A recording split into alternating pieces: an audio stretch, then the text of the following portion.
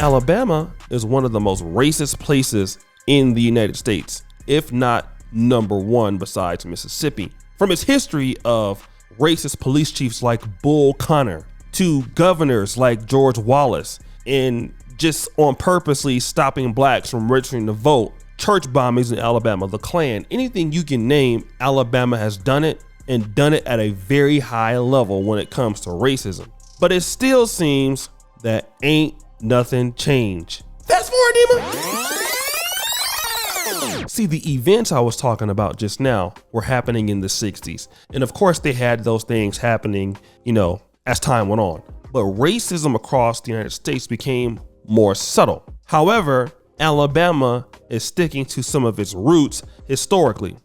There was a security guard at the Montgomery riverfront who was basically trying to tell some Caucasians that they needed to move their boat. However, I'm going to get over to Mr. Nathan Daly and let him explain exactly what happened. This all started this past weekend on Saturday when a security guard who happened to be black, minding his own business, doing his job, he tries to get this gentleman to move his boat from the docking area. Why? Because a riverboat, commercial boat, needed to dock in that space. Allegedly, they refused to move the boat. He tried to talk to them. You could see there's like some sort of a disagreement. They get into a dispute, a verbal dispute, and then you have a white thug strikes the security guard in the face, and then you got a bunch of white thugs jumping in. Listen, I'm just reporting what I saw, all right? So you got thugs over here jumping, assaulting a security guard.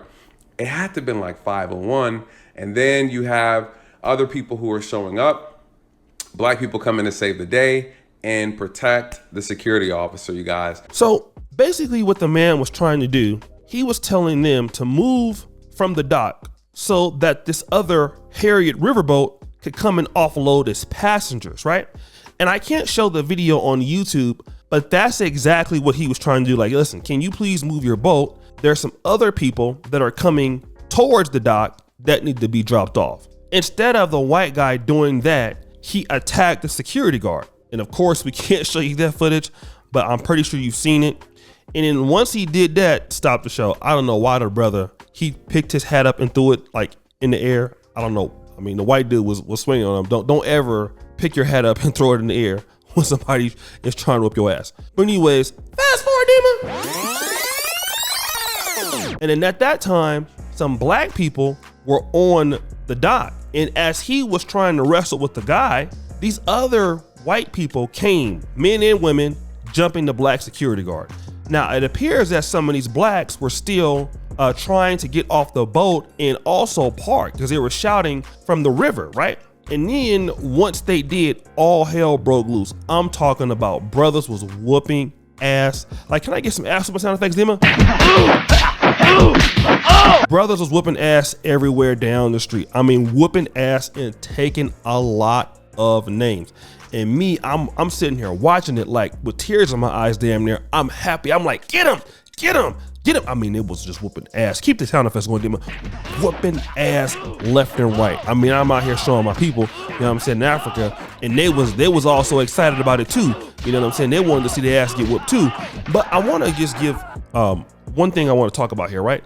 Tariq Nasheed, who's born and raised partly in Alabama, also has weighed in on this. I want to go ahead on and play his particular clip, and then I'm going to come back. So we gotta talk about what went down out there in Montgomery. We gotta get into that, ladies and gentlemen. We gotta get into what happened down in Montgomery, Alabama. For those who don't know, down in Montgomery, Alabama, there was a situation where at a riverboat park, some suspected white supremacists parked their own private boat there. The black security guard there told them to move because the ferry was coming. He was just doing his job. Hey, you guys need to move. Hey, you're in the way. So, they felt a certain way, a black man telling them what to do. These are suspected white supremacists. A black man trying to show some type of authoritative position over them. They don't like that. So the brother got into an argument. They wanted to argue with the brother. They wanted to sit up here and argue with the man, and the man was doing his job. Hey, you guys have to move. You have to move. So they want to sit there and argue with him, and they argued with him, and then one of the suspected white supremacists took off on the brother. They swung on the brother. And then while the brother was going head up with one of the suspected white supremacists, a couple of more came through and tried to jump the brother. And that's when all hell broke loose. There were some other black people around, and the other black people said, that's not going to happen. And they stepped in and they put in some work. Now we're going to watch the video. We're going to break the video down. But here's the thing, before we even get into the video, what made them think that that was the thing to do down in Montgomery, Alabama? Family, as you guys know, I was raised in Alabama. I was raised down there in Alabama. I was raised in Birmingham as a child before I came on out to LA. I was partially raised in LA. LA raised me, but I was raised as a child in Alabama. And I've told people about Alabama before, man. Alabama folks are with all the bullshit. I've said many times on my broadcast, man, don't play with folks in Alabama. They're really not to be played with like that. And one thing they will do is whoop off in somebody's ass when need be. You understand? That's what they will do. What happened in the video, I'm not shocked at none of it. I'm not shocked at none because I've seen that stuff growing up. So I know the get down out there. I already know. I'm not surprised by none of it. But listen. You know, the white supremacists, I think they're sitting up here listening to songs like Try That in a Small Town and all of that little stuff that's pumping their little heads up. Let me tell you something, suspected white supremacists. Don't let these people pump you up with these little goofy ass songs and you sticking your chest out. So guys, here's what I want to say when it comes to what Brother Tariq is saying. It actually, in this time of day where so many people, you know, we live in a time where so many folks want to do the world star hip hop videos, right? You see your brother, you know, in distress, and then you have some, you know, people, world star, you know, sitting around and recording.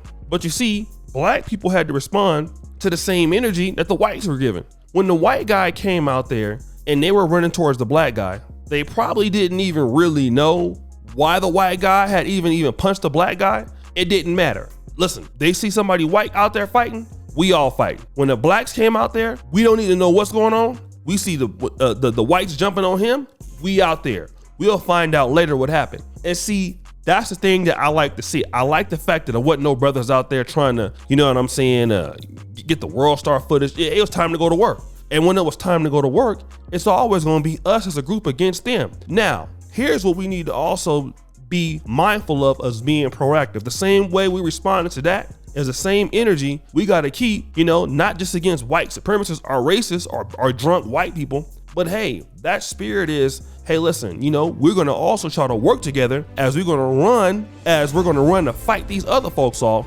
We need to be trying to run to each other and trying to work this stuff out. Especially in our black centers in America. Montgomery is one of them. Birmingham's another. Mobile's another. Atlanta's another. Detroit's another. Okay? Black Chicago's another. Like I said, this sort of attitude don't need to just stop here. It's good to see our people come together and have some racial solidarity and pride for our particular group, but it needs to continue. We need to still, as we were working together to whoop some ass, we need to work some together to get some cash, all right?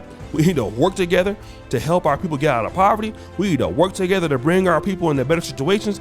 We need to work together outside of, more or less, I know some of us as blacks do already, but outside of going to the club, fighting, partying, whatever else, smoking weed, and whooping ass, because we do that very well. We can whoop some ass, that's for sure. Let's run to the moment of helping our people get ahead. All right, we can't just stop there, but I love to see the brothers and sisters come together. And like I said, and that was great. I don't care who had a weave on.